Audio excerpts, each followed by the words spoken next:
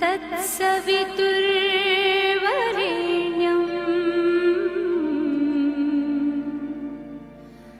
भर्गो देवस्य धीमहि धियो यो नः प्रचोदयात्.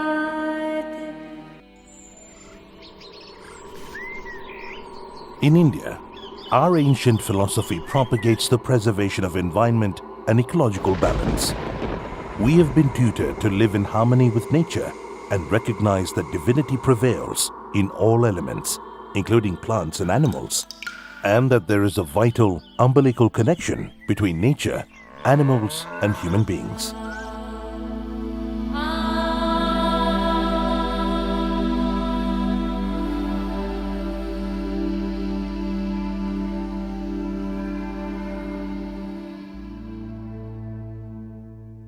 India is one of the richest country in its biodiversity. Biodiversity includes human beings, domestic cattle, and a specific bioregion. Bioregion includes pasture, rangeland, forest, and total ecosystem. For that particular locality, the whole culture, health, and interconnections of sustainability, what they call it, sustainability, livability, quality of a health, all those things are built in a particular bioregion. We were once a species that cared about our home and its provider. But we have let our ego, greed, and aggression dominate our decisions, and many decades of stubborn ignorance, apathy, and neglect has had the profound impact on the delicate balance of Mother Nature, which in turn has affected the way we live. From last 5-6 decades, the name of the development, the definition of a development is certainly oriented towards to make profit and profit and profit alone, and started destroying the umbilical connections in every activity. These umbilical connections is something which man or science cannot structure at all. Can we afford this? For we have only one home. A home that needs to be shared with animals, which are an intrinsic part of this ecological balance.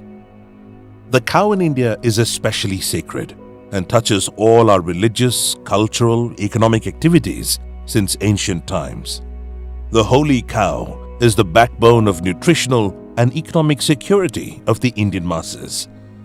Cows and its progeny provide nutrient-rich food products, dung as organic manure and domestic fuel, and a regular source of income for our farmers.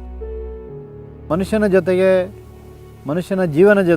Desi cow is the most sought-after animal for coexisting with man and his living, for agriculture and for making our soil richer. When we say Desi cow, we're wondering if there's any other variety. There is a breed called Videshi cow. The Desi cow is called Bos indicus, the foreign ones are called Bos taurus. They say that there are similarities, but there's a lot of difference in both these.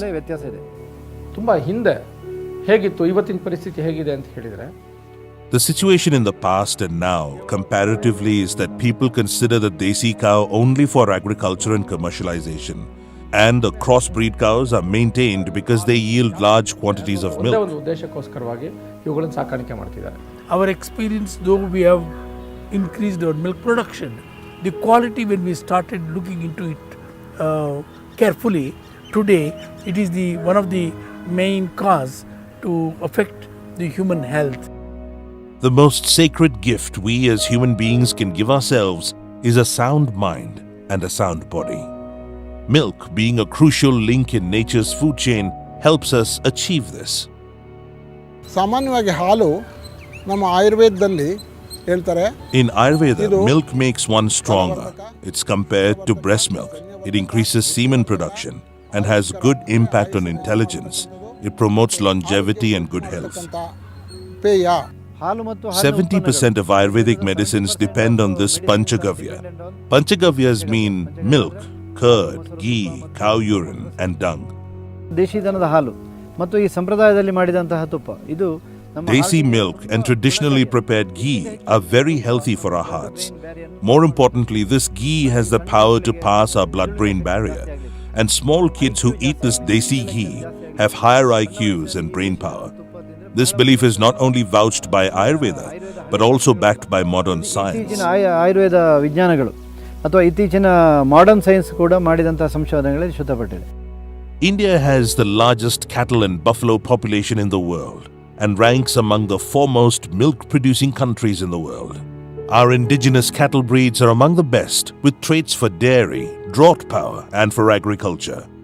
These breeds are essentially the products of long-term natural selection and are highly adaptable to Indian environments.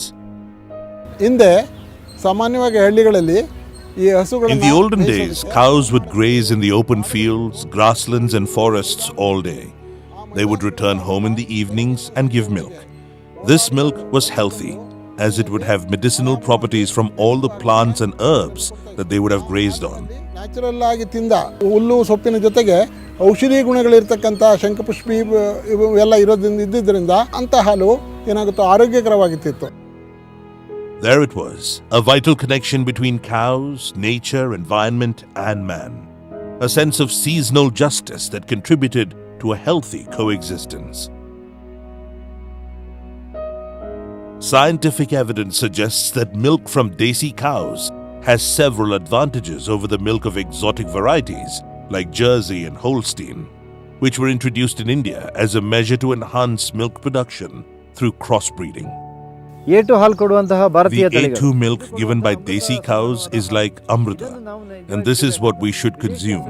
ಹಾಲಿನಲ್ಲಿ ಎರಡು ರೀತಿ ಇದೆ. ಒಂದು A1 ಅಂತ There are two types of milk.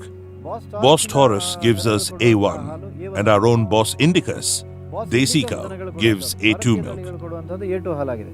A2 ಹಾಲಿನಲ್ಲಿ ಒಂದು ಅಂಶ ಇಲ್ಲ ಅಂತ ಹೇಳ್ತಾರೆ. A1 milk has one chemical, beta-casein morphin. This is known as the devil in ಈ the milk. ಅಂಶವನ್ನು ಡೆವಿಲ್ ಇನ್ ದ ಮಿಲ್ಕ್ ಅಂತ ಹೇಳ್ತಾರೆ. ಅಂದ್ರೆ ಹಾಲಿನೊಳಗಿರುವ ಭೂತ ಅಂತ. A2 milk is produced by all our native cattle. Indigenous cattle produce only A2 milk. Our goats produce A2 milk. All human milk is, mother's milk is A2 milk. Similarly, buffalo milk also A2 milk. Indigenous cow's milk is yellowish in color because of carotenes. It is very much required for eye health. Rich in conjugated linoleic acid, CLA content is very high, which is very good for our heart. Another important thing is omega-3 to omega-6 ratio is around 1:1 in the indigenous cattle, which is the ideal combination required for our health. Similarly, indigenous cattle always like sunshine. If you leave them, they will go to sunshine. That is the reason in their milk also vitamin D is more, which is very good for our bone health. Lactoferrin is a very important antimicrobial, antiviral, and for the development of neurons, it is most essential component. This component is very high in our indigenous cattle, particularly the dwarf breed of Western Ghats Malnad Gidda cattle.